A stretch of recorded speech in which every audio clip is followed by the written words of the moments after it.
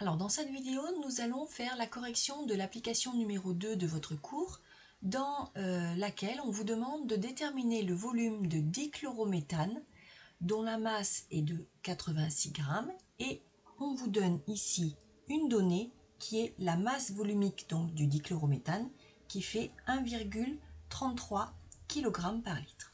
Donc pour reprendre, on recherche ici le volume de dichlorométhane. Donc, on veut le volume, vous connaissez la masse et vous connaissez la masse volumique. Donc, la première chose à faire, c'est tout d'abord d'écrire la relation que je connais, à savoir l'expression de la masse volumique du dichlorométhane. Donc, on l'écrit. La masse volumique du dichlorométhane, par définition, c'est la masse de dichlorométhane sur le volume de dichlorométhane. Ce que je cherche à calculer, moi, dans cette expression, c'est le volume. Donc il va falloir ici que j'exprime tout d'abord le volume en fonction des deux autres grandeurs, à savoir de la masse et de la masse volumique. Alors le problème ici, c'est que ce volume, il est sous la barre de fraction. Donc pour pouvoir l'exprimer, il faut d'abord qu'il soit au-dessus de la barre de fraction. Donc ici, en le passant de l'autre côté du égal, puisqu'ici il est divisé à m, eh bien je vais le multiplier à ρ. En effet, si je multiplie ici par V et donc je multiplie ici par V, ces deux volumes vont se simplifier et donc j'aurai bien ici V fois dichlorométhane est égal à m. Donc c'est ce que je vais commencer par écrire dans un premier temps. Donc cette expression est équivalente à V fois ρ du dichlorométhane et ceci est égal à la masse. Donc à présent, je rappelle que je cherche à exprimer V. Donc il faut absolument que le terme ici de la masse volumique du dichlorométhane, je puisse le faire passer de l'autre côté du égal. Puisqu'ici, cette masse volumique, elle est multipliée à V, en passant de l'autre côté, elle va devenir divisée. Donc c'est ce que je vais écrire. Cette expression revient à écrire V égale masse sur ρ du dichlorométhane. Voilà, là j'ai l'expression littérale de ce que je cherche à calculer. Avec, alors au niveau de mes valeurs, j'ai une masse qui est égale à 86 grammes de dichlorométhane et donc la masse volumique du dichlorométhane qui est égale d'après l'énoncé à 1,33 kg par litre. Alors ici, il va falloir faire attention aux unités. En effet, la masse est donnée en grammes alors que la masse volumique est donnée en kilogrammes par litre. Ces deux unités ne sont pas compatibles. Donc, soit on met la masse en kilogrammes et on garde la masse volumique en kilogrammes par litre, soit on convertit la masse volumique en grammes par litre, et donc on aura ici des unités compatibles au niveau donc des masses. Bon, peut-être que dans un premier temps, le plus simple, c'est de convertir cette masse en kilogrammes, et donc, rappelez-vous, vous savez que dans 1 kg, il y a 1000 grammes. Donc, pour passer des grammes au kilogramme, je me déplace dans le tableau des conversions vers la gauche.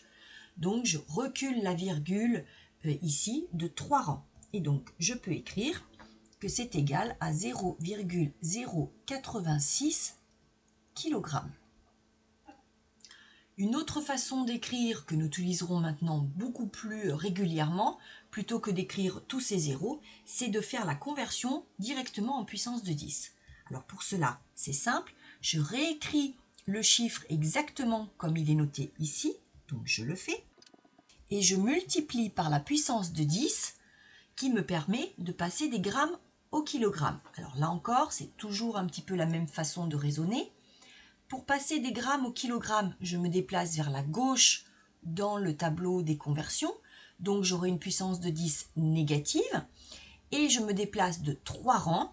Et donc l'expression s'écrit 10 puissance moins 3. Moins parce que je me déplace vers la gauche, 3 parce que je me déplace de 3 rangs.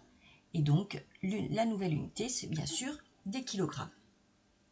Alors maintenant, j'ai compatibilité entre cette unité et celle-ci, et donc je vais pouvoir faire le calcul. Mais alors, quelle sera l'unité de V? Alors, ce que vous pouvez faire, si vous ne le voyez pas tout de suite, eh bien, c'est de remplacer ce calcul par les unités pour voir ce qui va me rester comme unité. Alors ça, c'est un petit travail que vous pouvez faire au brouillon. Donc, voici la méthode.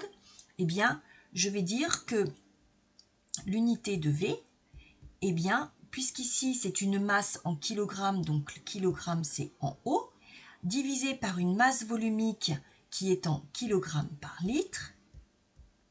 Ici, ça me donne ça. Alors, je m'aperçois ici que j'ai des kilogrammes sur des kilogrammes, donc je peux les simplifier. Qu'est-ce qui va me rester? Eh bien, il me reste cette expression-là, 1 divisé par litre moins 1. Alors, pour pouvoir faire passer ce litre moins 1 ici au numérateur, eh bien, je vais changer le signe de sa puissance. Et donc, je peux ainsi écrire que c'est égal à des litres. Donc, qu'est-ce que ça signifie? Cela signifie que le volume ici, son unité sera des litres à cause des unités qui sont mentionnées ici. Donc, maintenant que je sais ça, je vais pouvoir passer à l'application numérique. Alors, on y va. Application numérique, 2 points. Je réécris le nom de la grandeur recherchée et je ne fais que remplacer par les valeurs. Faites attention, prenez en compte les conversions. Donc ici, 86, 10 exposant moins 3, divisé par 1,33. Alors, je tape ici 86 10 puissance moins 3, donc 86, attention, fois 10 puissance moins 3, c'est cette touche-là, je ne fais pas le multiplier ici. Donc 10 puissance, et le moins, c'est pas le moins de la soustraction, c'est le moins qui est entre parenthèses. Donc moins 3. Et donc cette notation que vous visualisez ici, ça veut dire 10 puissance moins 3. Et là, je vais diviser par 1,33. Exécute. Voici l'affichage que l'on me donne, c'est-à-dire 0,064, 666, etc. etc. Donc, je vous rappelle qu'il faut dans un premier temps que on passe en écriture scientifique. Donc pour cela, on peut faire Shift Setup. Et ici, je vais descendre jusqu'à obtenir Display. Donc toutes les calculatrices Casio fonctionnent sur ce même type si vous avez une calculatrice type lycée par exemple. Et donc là, vous voyez que je peux être soit en mode normal, soit en mode scientifique, soit en mode ingénieur. Alors pour être en mode scientifique, vous voyez que c'est en dessous de la touche F2, donc je clique sur F2. Et là, on me demande scientifique, ok, mais combien de chiffres significatifs? Bon, ben, je vais en mettre par exemple maximum 5, j'irai jamais jusque-là de toute façon. Et donc je fais OK. Donc là, je suis bien en mode scientifique maintenant, avec 5 chiffres significatifs au maximum. Vous pouvez mettre un autre chiffre, mais ne mettez pas 1, 2 ou 3, hein, c'est beaucoup, pas assez. Il va falloir parfois aller plus loin, donc voilà.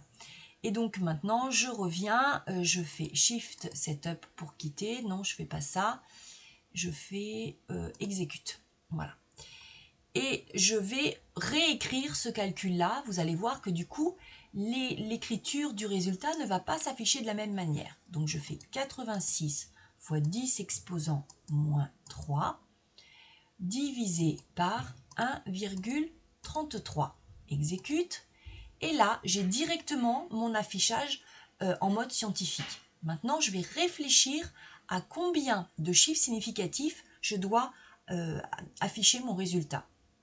Dans les données, j'avais 86 10 puissance moins 3 kg, donc 86. Il y a le 8 et le 6, ça fait 2 chiffres significatifs pour le numérateur. Et pour le dénominateur, le 1, le 3 et le 3, ça fait 3 chiffres significatifs.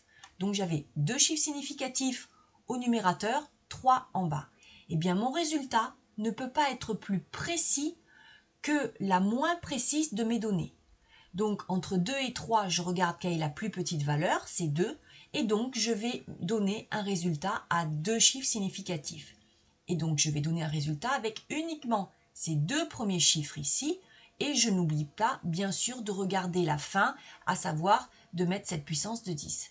Mais attention, comme je vais m'arrêter ici juste après le 4, il faut que je réfléchisse ici, est-ce que je conserve le 4 ou est-ce que je passe à la valeur supérieure, c'est-à-dire à 5? Pour cela, je regarde le chiffre juste après. Comme c'est un 6, eh bien je vais arrondir à la valeur supérieure. Je vous rappelle la règle, si ici ce chiffre-là, le troisième donc, dans notre cas, c'est un 0, un 1, un 2, un 3 ou un 4, je laisse ce chiffre-là comme il est. Si à partir de 5, et donc 6, 7, 8, 9, eh bien je passe à la valeur supérieure. 6,5, 10 exposant moins 2, et je n'oublie pas l'unité, qui ici est le litre, puisque nous l'avions programmé tout à l'heure. Voilà, donc ça veut dire que le volume de dichlorométhane dans une masse de 86 grammes est de 6,5 10 puissance moins 2 litres. Là, j'ai affiché le résultat avec le bon nombre de chiffres significatifs et la bonne unité. Donc, à présent, il ne me reste plus qu'à écrire une petite phrase qui permet donc de conclure cette question, à savoir le volume de dichlorométhane présent dans 86 grammes est de 6,5 10 puissance moins 2 litres. Voilà, nous avons répondu à la question et on a bien expliqué tout le raisonnement qui nous permet de répondre à cette question. À bientôt!